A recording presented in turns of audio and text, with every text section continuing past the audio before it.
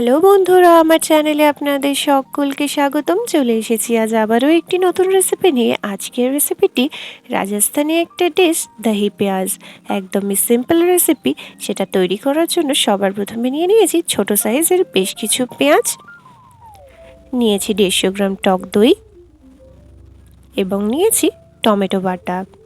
এই তিনটি উপকরণ আর বেসিক কিছু মশলা থাকলেই আপনারা অত্যন্ত সহজে তৈরি করতে পারেন এই দহি পেঁয়াজ। সবার প্রথমে কড়ার মধ্যে পরিমাণ মতো সাদা তেল দিয়ে দিলাম।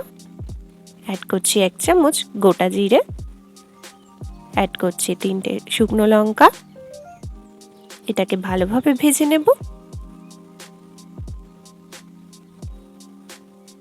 শুকনো লঙ্কা এবং গোটা জিরে ভাজা হয়ে গেলে অ্যাড করব কুচনো কাঁচা লঙ্কা।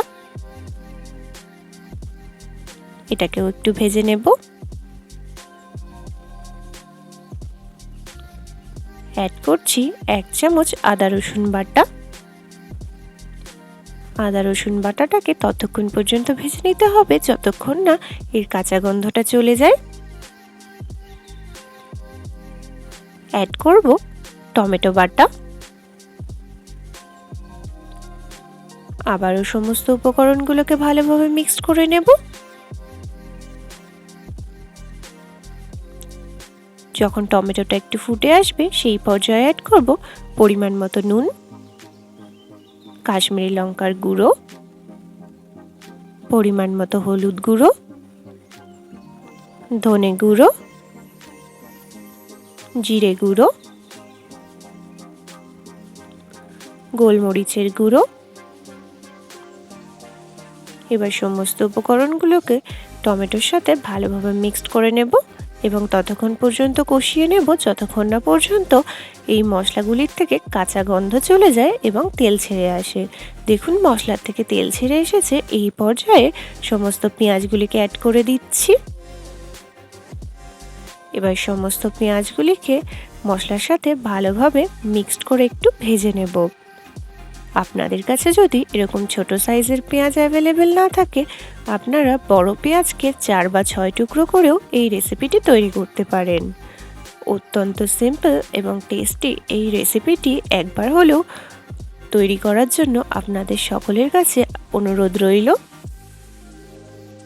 ভিডিওটি কেমন লাগলো অবশ্যই কমেন্টে জানাবেন। পেঁয়াজগুলো ভাজতে ভাজতে যখন দেখবেন পেঁয়াজের ওপরের অংশটা সাদা হয়ে এসেছে, তখন বুঝবেন পেঁয়াজগুলি ভাজা কমপ্লিট হয়ে গেছে। সেই সময় অ্যাড করব জল। আমি 2 বারে জল অ্যাড করছি। প্রথমে অল্প জল অ্যাড করলাম এবং মশলার সাথে জলটাকে মিক্সড করে নেব। তারপরে বাকি জলটা অ্যাড করছি। প্রধানত জলটা অ্যাড করছি পেঁয়াজগুলো সেদ্ধ হবার জন্য। ভালোভাবে মিক্সড করে এটাকে ঢাকা দিয়ে 7 থেকে 8 মিনিটের জন্য সেদ্ধ হতে ছেড়ে দেব।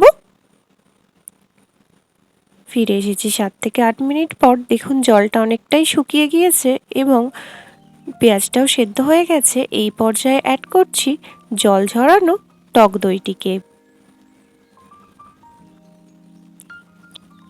এবার টক দইটিকে ভালোভাবে মিক্সড করে নেব।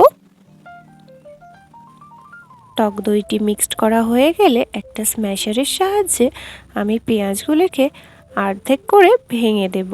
আপনারা চাইলে এগুলোকে গোটাও রাখতে পারেন, তবে ভেঙে দিলে আমার মনে হয় যেন ইকুয়ালি সব পেঁয়াজের মধ্যে মশলা ঠিকঠাকভাবে যায়, এই জন্য ভেঙে দিলাম। অ্যাড করছি কাসুরি মেথি, অ্যাড করছি 1 চামচ ঘি। ঘিটা অ্যাড করার ফলে রান্নার মধ্যে দেখবেন একটা খুব সুন্দর ফ্লেভার এবং স্মেল আসবে। অ্যাড করছি কুচনো ধনেপাতা। সব কিছুকে ভালোভাবে মিক্সড করে নেব। আমার রেসিপিটি রেডি হয়ে গিয়েছে। এটি পরিবেশন করার জন্য একদম রেডি। এই রেসিপিটিকে আপনারা পরোটা বা রুটির সঙ্গে পরিবেশন করতে পারেন। তাতে করে আপনাদের এই রেসিপিটি অত্যন্ত ভালো লাগবে। শেষ পর্যন্ত আমার সাথে থাকার জন্য অসংখ্য ধন্যবাদ। ভিডিওটি যদি ভালো লেগে থাকে অতি অবশ্যই লাইক, কমেন্ট, শেয়ার এবং সাবস্ক্রাইব করবেন। আজ এই পর্যন্তই রইল। দেখা হবে আবারও নতুন কোনো রেসিপি নিয়ে। ধন্যবাদ।